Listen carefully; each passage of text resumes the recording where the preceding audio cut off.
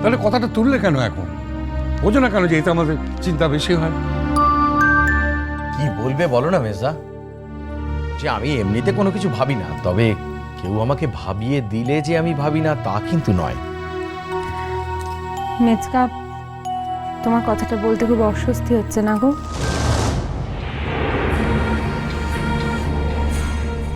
হ্যাঁ, আসলে কথাটা শোনার পর থেকেই তো আজ এই কথাটা না তুললেই পারতে শুভ, অন্তত আমার বিবেচনায় তাই বলে। তার মানে তুমি জানো? হ্যাঁ তুমি জানো দি? কি ও দি? কি হয়েছে বৌদি বলো না।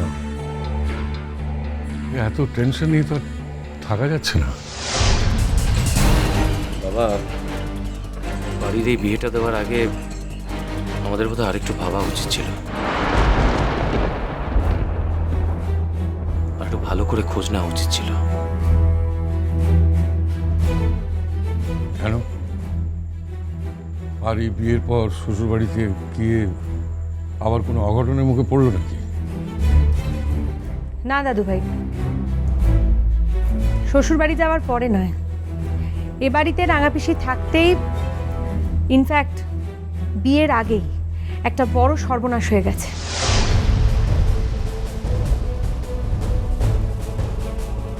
কি জানো সেটা তো বলবে নাকি? সত্যি বাপু, তখন থেকে সবাই মিলে আমাদের কেমন ধাঁধা দেখাচ্ছে দেখো দেখিনি? বাবা, অমর্ত্য যে বাড়ির সঙ্গে বিয়েটা ক্যান্সেল করে দিয়েছিল তার একটা কারণ ছিল। কি কারণ? শুনলাম তো যে তার বৌদি অসুস্থ হয়ে পড়াতে ঘাবড়ে গিয়ে ব্যাপারটা করেছিল। না দাদু ভাই, ঘাবড়ে গিয়ে বোধহয় নয়। আর অমর্ত্য আঙ্কেলের বৌদি অসুস্থ হননি তো হঠাৎ করে?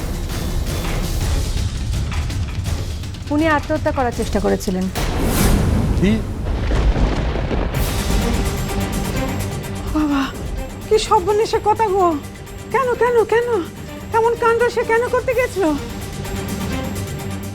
অমর্ত্য আঙ্কেলের বিয়ে হয়ে যাচ্ছিল বলে। ভূমি,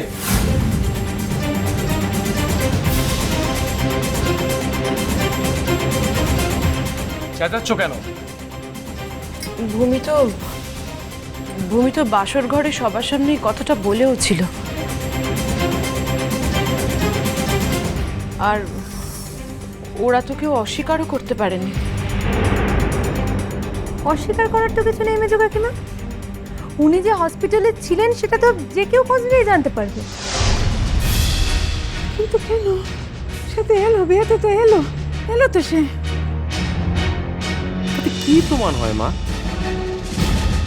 আমার তো এখন ভয় করছে যে অমর্ত্য জেনে বুঝে বাড়িকে ঠকাবে না তো।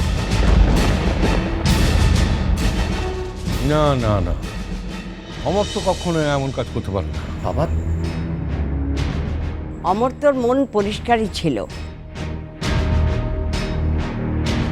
তার মনে কোনো কালি ছিল না, আজও নেই। বাবা, তোমার মনে পড়ছে আমরা যখন অমর্ত্যর বাড়িতে গিয়েছিলাম বিয়ে নেমন্তন্ন করার জন্য, তখন ওর বৌদির ধরন ধারণ, তার আচার ব্যবহার, সেগুলো কিরকম একটা অদ্ভুত, তোমার মনে পড়ছে বাবা?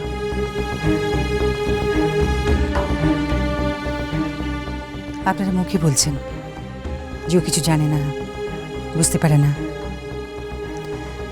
কিন্তু আসল আসল জায়গাগুলো ওর কিন্তু বুঝতে কোনো অসুবিধা হয়নি মিশংসে। না, আমি বলছি যে অমর্ত্যর মতন ছেলেকে স্বামী হিসেবে পাওয়ার সুবিধাগুলো ঠিক বুঝতে পেরেছে। কিন্তু তাই বলে ওদি, বাড়ি তো আমার সোজা সরল মেয়ে, সে তো কিছু বুঝবে না গো, কিছুতে বুঝবে না তো দি। আমার ভয় করছে যে এই ব্যাপারগুলো তো খুব একটা সোজা সরল হয় না। আচ্ছা, এই ভদ্রমহিলা বাড়ির কোনো ক্ষতি করে দেবে না তো?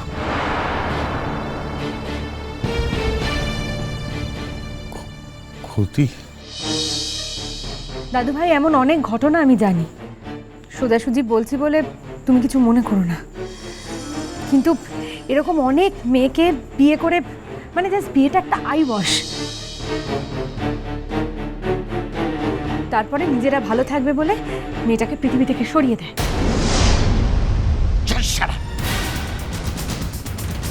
একদম চুপ। ছোটকা এই একই আশঙ্কা মেচকার মনেও রয়েছে। ইনফ্যাক্ট মেচকা কথাটা তুললো বলেই আসলে কি বলতো, তোমরা সবাই আমাকে যতই এই পরিবার থেকে দূরে সরিয়ে রাখতে চাও, এই পরিবারের একজন মেম্বার হিসেবে ওই সহজ সরল অবধ রাঙাপিসির জন্য তা আমারও চিন্তা হয় ছোটকা, হয় আমারও চিন্তা। আর আমি তো আর অন্য কারোর মতো তোমাদের সকলের মনের মতো করে মিষ্টি মিষ্টি কথা বলতে পারি না, এটাই আমার দোষ। এই শোনো বোন, যে কোনো মানুষই যে কোনো মনের অবস্থা থেকে সে তার জীবনকে শেষ করে দিতে পারে, কিন্তু হাসপাতাল সে কেন আত্মহত্যা করেছে তার কারণ জানলো কি করে? হাসপাতালটা তো আর কনফেশন রুম নয়। এটা তো আমরা গেস করছি, অ্যাডাল্টদের তো সব কথা বলে দিতে হয় না, কিছুটা তো নিজেরাও গেস করে নিতে পারে, নিজেরাও বুঝে নিতে পারে। এখন তো এসব কথা আলোচনা করে কোনো লাভ নেই শুভ। এখন তার কিছু করার নেই।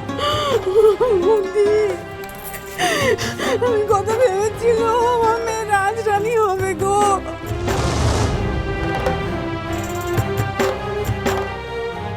তাই বলি গুটুকুরুনির কপালে কখনো রাজরানীর সুখ থাকে, সে যে গুটুকুরুনি হয়ে থাকবে। ছুটকি ছুটকি ছুটকি কাঁদে না, কাঁদে না ছুটকি, ছুটকি কাঁদে না, কাঁদে না ছুটকি, কাঁদে না, কাঁদে না ছুটকি।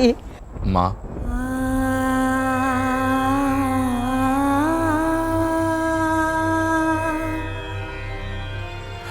শুধু শুধু অমর্ত্যতার মতো একটা মানুষের উপরে এভাবে সন্দেহ করো না। রাঙা দিদি যদি সত্যি ওর শ্বশুর বাড়িতে যত্ন আত্মি না পায়, তাহলে তো আমরা দেখতে পাবো সেটা, আর ওর হাব ভাব দেখেও আমরা বুঝতে পারবো।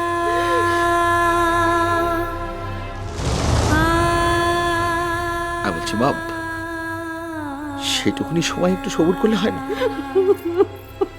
তবে এটা ঠিক যে আমার তোর বৌদির পারি কিংবা আমাদের কাউকেই ভালো লাগেনি।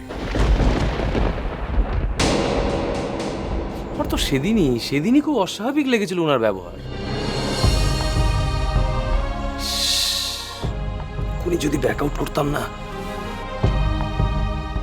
মেচকা শোনো, ফুলসজ্জার পর অষ্টমঙ্গলায় তো রাঙাপিসি এখানে আসবে, তখন যদি কিছু এদিক ওদিক বোঝো তাহলে ডিরেক্ট অমর্ত্য আঙ্কেলকে চার্জ করবে।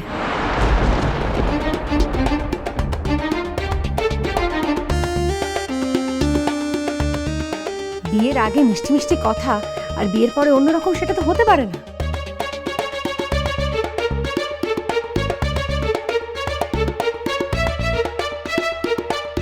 আর আমরা বাড়ির লোকেরা সবাই মিলে যদি কথা বলি তাহলে অমর্ত্য আঙ্কেল বুঝবে যে আমাদের বাড়ির লোকেদের জোর আছে, নিজেও তখন সমঝে যাবে।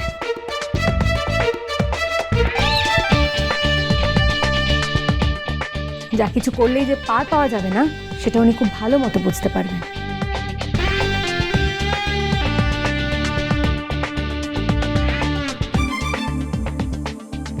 তবে ফুলসজ্জা অবধি কি হয় দেখো।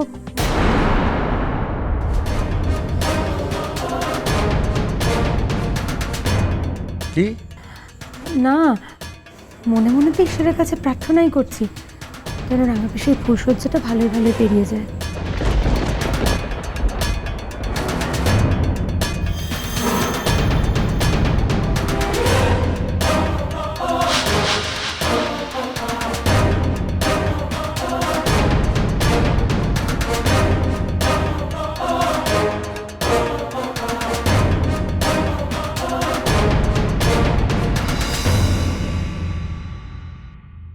হ্যাঁ গো ভালো দিদি, আমি কি ভয় পেয়েছি।